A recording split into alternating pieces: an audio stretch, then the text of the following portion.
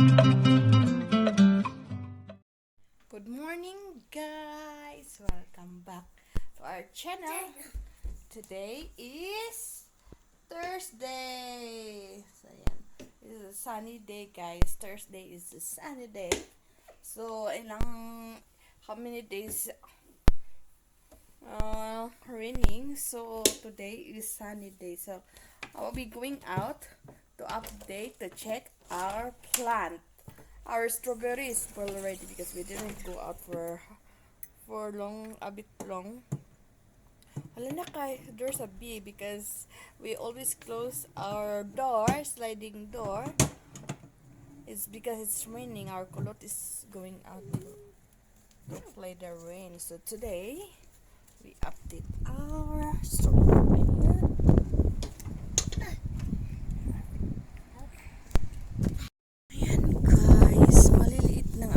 Kasi first, ayan, nasira siya. Ay, hindi siya sira, ayan. Ito, mayroon. Maliliit lang. First bunga kasi ito, guys. Ayan, maliliit. Ito, hindi pa masyadong ripe. Hindi pa siya red. Orange pa siya. Ayan, yung mga plant ko, guys. Yung Christmas plant ko, guys, is tumubo na rin. Pag autumn, ililipat ko na naman yan sa loob. Ayan, malaki na siya. Hinalo ko kasi siya sa anong tawag nito? Sa aloe vera. So, ilipat ko siguro yung aloe vera. Kasi marami naman akong pot na walang laman. So, ayan, guys, tingnan nyo naman yung ating sweet potato. Ayan. Ang gandang dahon, di ba? So, marami na siyang dahon dahil matagal na hindi natin nabawasan. Ayan. Ang ganda ng tubo ng dahon natin. Ng ating sweet potato. Ito yung ating lemongrass. Yung lemongrass ay kailangang ilipat ng malaking pot. Kaso, pag ilipat ko yan ng malaking pot, nahihirapan akong ipasok sa loob. Walang mapaglagyan, guys. Kaya yun ang iniisip ko. Pag winter kasi, kailangang ilipat natin yung mga halaman sa loob ng bahay. Kasi, para hindi malanta. Ito yung pineapple. Yung pineapple. Uy! Ayan, pinitas na sa kulot ng... Pinitas ng kulot ko yung strawberry. Hindi pa nga hinog eh. I got that red strawberry. I got that red strawberry. Yeah. I got that red strawberry. Hello guys. So we have strawberry. Dali na. Dali. Take the wooden hook. You eat that? Ayan. Itong ano natin, guys, yung pineapple, kailangan nating ilagay sa malaking pot para magkabunga. Pag ganito lang, hindi yan namubunga. Parang tanim lang, halaman lang yan. Hindi nagbunga kasi maliit lang yung puno. Diba? So, I think parang bubunga ulit pero maliit. Maliit lang ang bunga. So, yan. Yung aking ito naman is a celery. Celery ito, guys, for 3 years na ito. 3 years ito, hindi lumalaki dahil sa labas lang ito, nilalagay ko dito lang siya. So, pag taglamig, namamatay siya. Pero summer, tumutubo siya ulit. Kaya ayan, hindi siya lumalaki. Ganyan lang siya. Ang dami na niyang baby. Siguro ko yung baby malipat natin.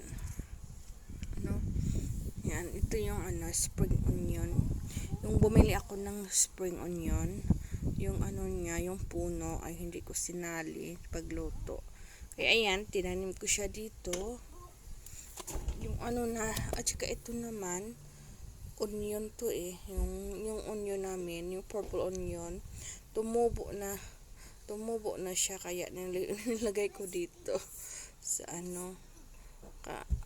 Tumubo siya, namatay siya una, nalantaya siguro kasi dahil ulan, malakas ang ulan. So ayan, nagtubo siya ulit. Tapos ito, onion dito eh. Kaso iba yung ano niya, iba yung pagka sibol ng ano niya. Ayan, papatay na siya pero may tumubo ulit. May ito naman yung plant na bakante, walang laman. May seeds itong nilagay ko. Tumubo na yun eh before mag summer. Ano ba naman, nag-work ako. Pag uwi ko, ganito na, nawala na yung mga ano, tumubo. Dahil nilaro daw ng kulot ko. Kaya hanggang ngayon, walang tumubo. Namatay siya.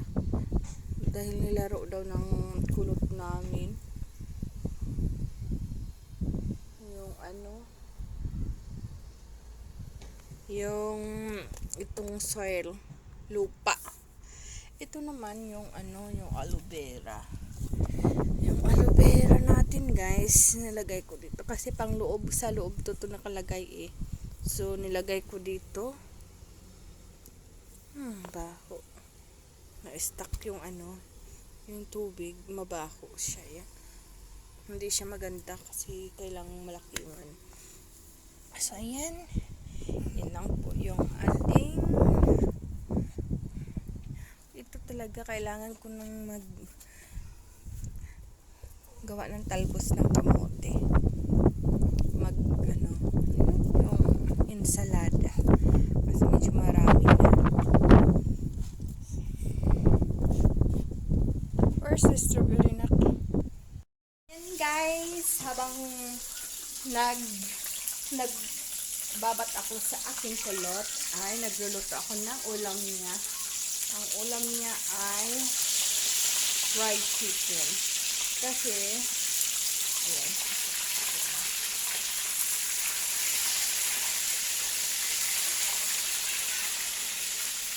Kahiligan talaga niya ay yung fried chicken. So, yung mga crunchy, pag nag-bite siya, crunchy yung pag-bite niya. Kaya kailangan always fry kami. Always fry. Kahit hindi crunchy, basta fry. Ayaw niya ng soup, yung masyadong malambot, ayaw niya nun. Kaya, pag nag-adobo ako, ihalo ko sa rice, kasi, para may sauce yung rice niya.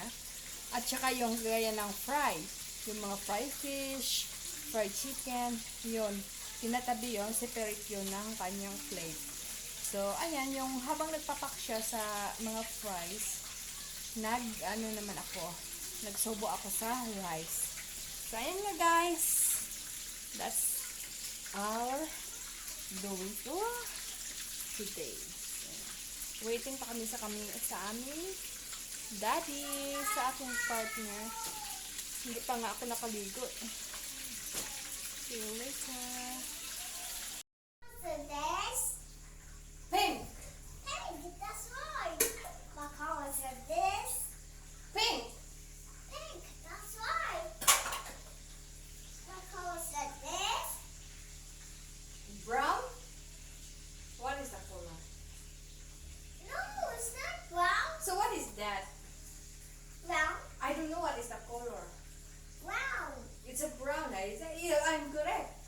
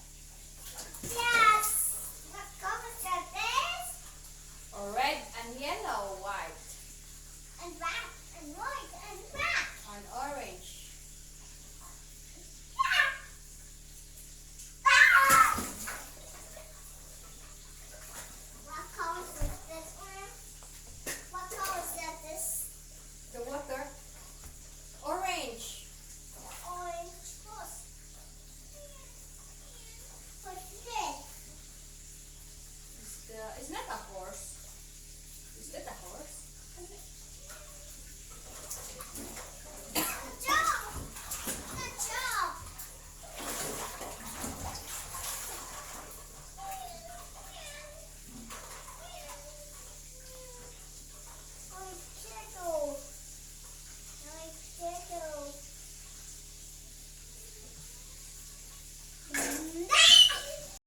Ayan guys, dinner na po yung aking kulot. Because after dinner, she's going to bed. Because she doesn't hindi siya natulog kanina afternoon. Time now is 9:45 in the night na. So, after nito, dahil naantok na to siya tapos na siya nagbabat. So, ayan. Hindi pa dumating yung daddy namin. Ayun, kumain na siya ng kanyang fried chicken. At saka rice na adobo sauce. Ayan. Yeah, chicken. So, she's tired today because we went for playing in the in Kingston. So, ayan. I finish here dinner. Kinakamay ko lang guys sa pagsubo sa kanya, at least sa bahay malinis naman yung kamay ko. Tsaka hindi siya komportable kasi pag nakaspoon siya. Hello guys. Ayan na.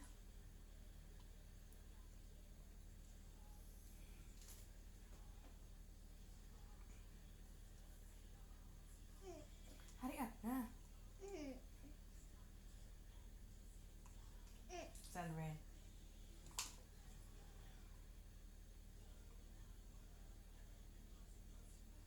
Enough water na. Ayan, ganyan lang siya pag kumain. Ang rice separate ang subo. Habang kumakain siya, pinapapak niya yung ano niya, yung side dish niya, yung ulam. So, ayan guys. See you later.